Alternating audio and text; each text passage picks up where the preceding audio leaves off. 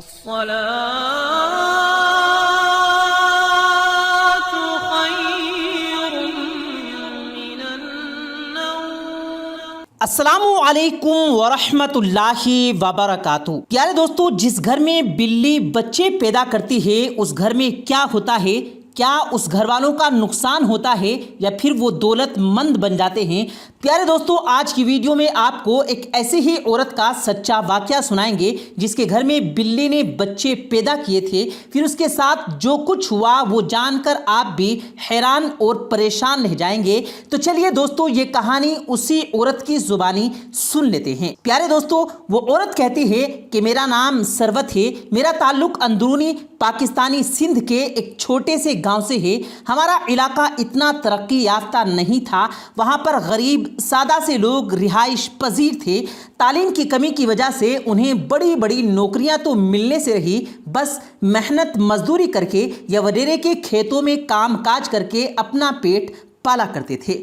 میرے والد نے شہر سے تعلیم حاصل کی اور وہاں پر ہی ان کی نوکری لگ گئی۔ والد نے شادی بھی اپنی پسند کی لڑکی سے کی، جبکہ میرے باپ دادا کے یہاں غیر خاندان میں شادی کرنے کا رواج نہ تھا۔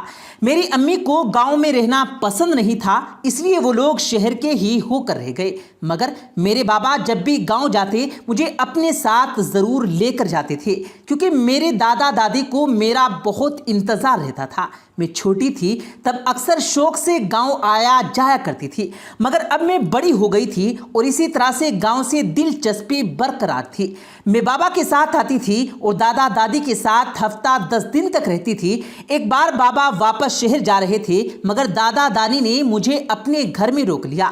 میرے دادا کا شمار گاؤں کے بڑے زمینداروں میں ہوتا تھا، ان کی زرعی اراضی دور دور تک پھیلی ہوئی تھی۔ ان کے بڑے سے حویلی نما گھر میں ہر طرح کی سہولیتیں موجود تھی۔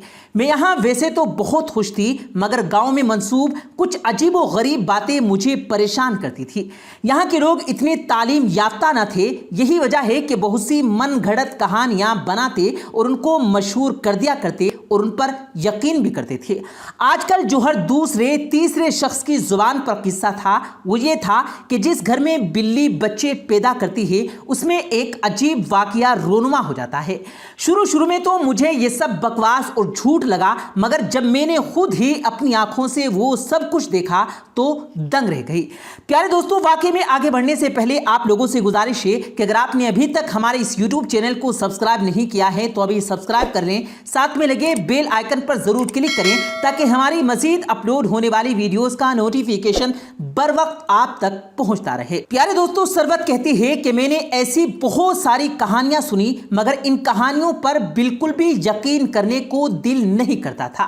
حویلی کی ملازمہ روز کوئی نہ کوئی نئی خبر لے کر آ جاتی تھی اور حویلی کی عورتوں کو مرچ مسالے لگا لگا کر سنا دیا کرتی تھی۔ وہ تمام اس کی باتوں پر آنکھیں بند کر کے یقین کر لیتے تھے، کیونکہ ان کو تعلیم اور شعور کی بہت کمی تھی۔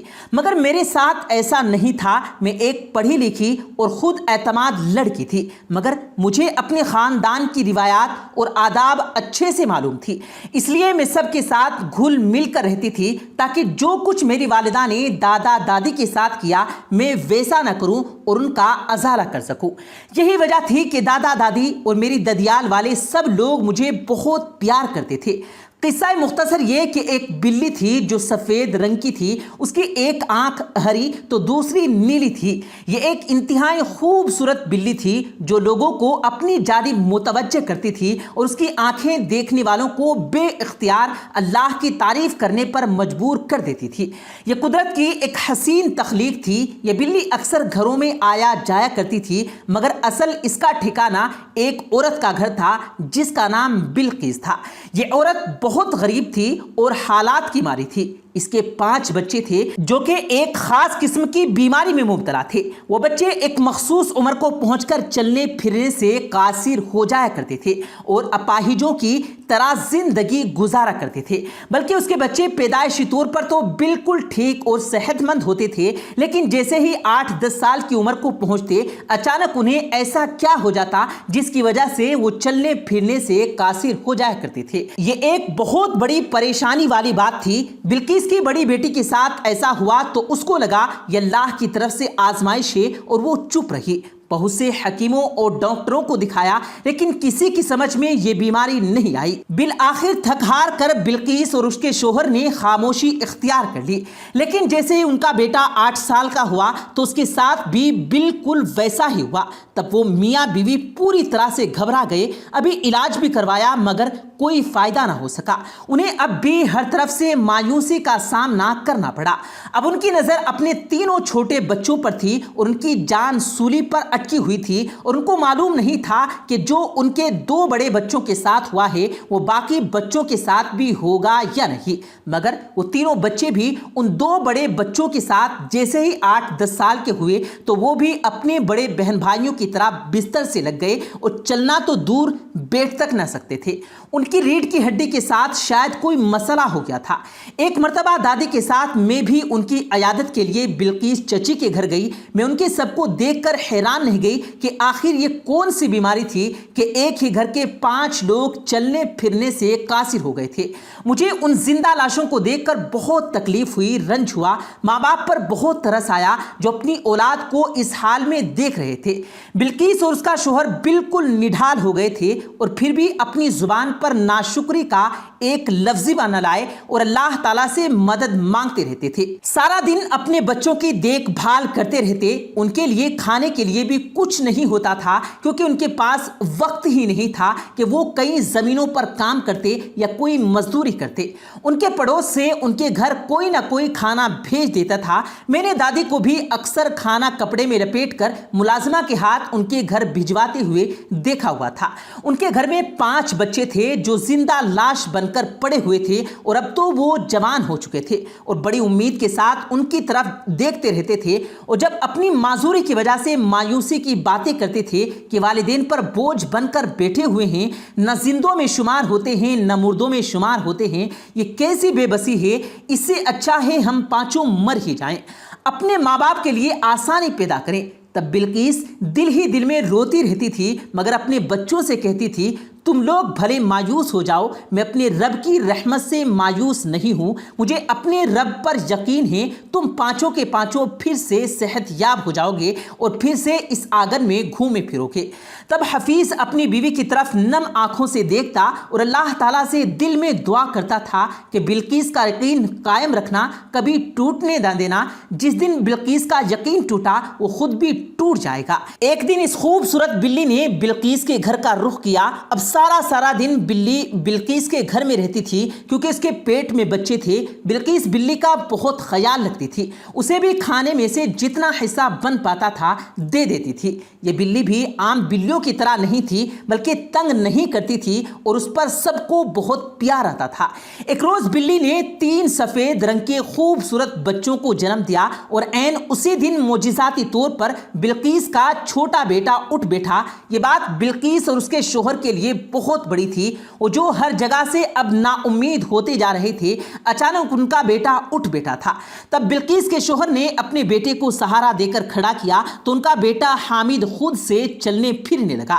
یہ دیکھ کر دونوں میاں بیوی سجدے میں گر گئے اور اپنے رب کا شکر ادا کیا کہ پورے 10 سال بعد ان کا بیٹا چلنے لگا تھا۔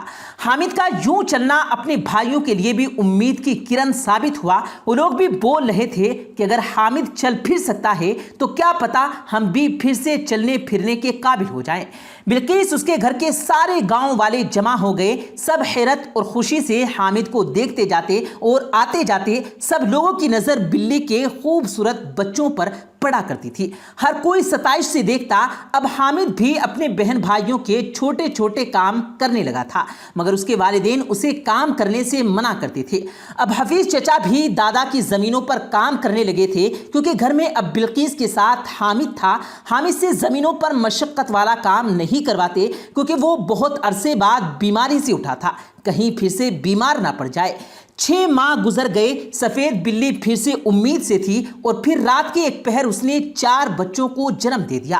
بلقیس اس بہت نرم دل عورت تھی، وہ بلی کا بہت خیال کرتی تھی کہ شاید کوئی نیکی اللہ تعالیٰ کو پسند آ جائے اور اس کی آزمائش سے ختم ہو جائے۔ وہ بلی کے معصوم بچوں کے اوپر کپڑا دے رہی تھی کیونکہ سردی بہت زیادہ تھی۔ تبھی اس کے چھوٹے بچے کھانسنے لگے اور کھانستے کھانستے اچانک سے اٹھ بیٹھی۔ بلقیس خوشی سے چیخ اٹھی اور حفیظ بھی ڈر کے مارے نیند سے ہڑبڑا کر اٹھ بیٹھا۔ جب بیٹی کو اس نے بیٹھے دیکھا تو اس کی آنکھوں سے خوشی کے آنسو نہیں رک رہے تھے۔ تب حفیظ نے پہلی بار بلی اور اس کے بچے دیکھے تو سوچ میں پڑ گیا اور بلقیس سے بولا، بلقیس ایک بات تم نے محسوس کی، جس دن اس بلی نے پہلی بار بچوں کو جنم دیا تھا تب حامد صحت یاب ہو گیا تھا، اور آج جب دوسری بار اس نے بچوں کو جنم دیا تو فائزہ چلنے پھرنے لگے گی۔ یہ کوئی محض ایک اتفاق ہے یا اس کا کوئی کنیکشن اس بلی کے ساتھ ہے؟ کہیں ایسا تو نہیں کہ یہ بلی ہمارے لیے مددگار ثابت ہو رہی ہو، اس بلی کے بچے ہمارے لیے خوشی بختی کا ضامن ہو کر آتے ہوں؟ شوہر کی بات پر بلقیس چونک گئی اور غور سے بلی کی طرف دیکھنے لگی۔ اسے یہ پہلی کوئی عام بلی نہیں لگ رہی تھی۔ بلقیس بہت خوش ہوئی اور اس بلی کا اور زیادہ خیال رکھنے لگی تھی۔ اسے ڈر تھا کہ یہ بلی اس کا گھر چھوڑ کر کہیں اور نہ چلی جائے۔ یہ بات پورے گاؤں میں جنگل کی آگ کی طرح پھیلتی گئی کہ وہ سفید بلی جب جب بچے پیدا کرتی ہے تب بلقیس کے گھر کا کوئی ایک بچہ ٹھیک ہو جاتا ہے اور چلنے پھرنے لگتا ہے۔ ضرور اس بلی میں کوئی خاص بات ہے۔ یہ بلی نہیں، کوئی فرشتہ ہو سکتا ہے جو بھیس بدل کر ان کی مدد کے لیے آتا رہتا ہے۔ اسی طرح کی اور بھی بہت ساری باتیں ہر خاص و عام کی زبان پر تھی اور حویلی والے بھی اس بلی کو دیکھنا چاہتے تھے۔ اب ہر کوئی یہ چاہتا تھا کہ وہ بلی ہمارے گھر آ جائے اور ہماری کوئی نہ کوئی غیبی مدد ہو جائے۔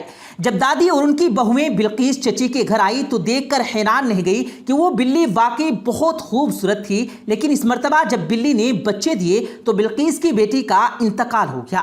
اس دن بلقیس چچی نے اپنی باقی 2 اولادوں کی طرف دیکھا جن کے چہرے پر خوف کے سائے تھے اور بلی سے ڈر رہے تھے، حالانکہ جس سے ڈرنا چاہیے اس سے نہیں ڈر رہے تھے۔ بلقیس اٹھی اور بلی کے بچوں سمیت گھر سے نکال دیا اور دروازہ بند کر دیا۔ یہی بلقیس جو بلی کو کسی قیمتی متاع کی طرح سنبھال کر رکھتی تھی، آج جب اسے گھر سے باہر نکال دیا تو پھر سے ان کی زبان میں اللہ اللہ تھا۔ بے شک اللہ تعالیٰ ہر طرح سے اپنے بندوں کی مدد کرتا ہے۔ اللہ تعالیٰ کو بلقیس اور حفیظ کا صبر پسند آیا اور انہوں نے رب کی ناشکری کر کے اللہ تعالیٰ کو ناراض نہیں کیا اور اپنی آزمائش پر پورے اترے ہی تھے۔ جب اللہ تعالیٰ نے ان کی مدد کرنا چاہی، ان کی آزمائش ختم کرنا چاہی، تب وہ لوگ گمراہ ہو گئے اور جس سے امیدیں رکھنی چاہیے تھی، جس کا شکر ادا کرنا چاہیے تھا، اس کو بلا بیٹھے۔ تب اللہ کی ذات بھی جلال میں آ گئی اور بلقیس کی آنکھیں کھول دی اور بلقیس نے رب کے حضور رو رو کر اپنی غلطی کی معافی مانگی اور اللہ کی بارگاہ میں اس کی دعائیں قبول ہو گئی۔ اس کی ساری اولادیں صحت یاب ہو گئی تھی۔ پچھلی قوموں پر بھی اسی وجہ سے اللہ تعالیٰ کا عذاب نازل ہوا تھا کہ وہ اللہ تعالیٰ کے بجائے غیر اللہ کی پرستش کرتے تھے۔ ہم مسلمان ہیں اور ہماری ساری امیدیں اسی ذات سے وابستہ ہونی چاہیے جس کے قبضہ قدرت میں ہماری جان ہے۔ اللہ رب العزت سے دعا ہے کہ اللہ تعالیٰ ہمیں اپنے اور رسول کریم صلی اللہ علیہ وآلہ وسلم کے بتائے ہوئے طریقوں کے مطابق زندگی گزارنے کی توفیق عطا فرمائے۔ آمین ثم آمین۔ پیارے دوستو، امید کرتے ہیں آپ کو آج کی ہماری یہ ویڈیو ضرور پسند آئی ہوگی۔